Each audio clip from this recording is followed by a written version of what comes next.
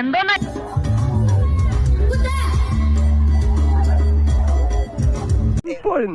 എനിക്കെന്തോ പോലെ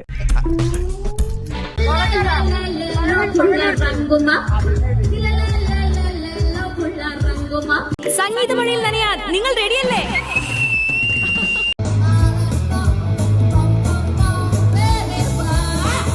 ഇത് നീ വല്ല സർക്കസ് കമ്പനിക്കാർക്കും കൊടുക്കും. ആന സൈക്കിൾ ഔട്ടുമ്പോ ബാക്ക്ഗ്രൗണ്ട് മ്യൂസിക് ആയിട്ട് ഉപയോഗിക്കും. അയ്യേ എന്താ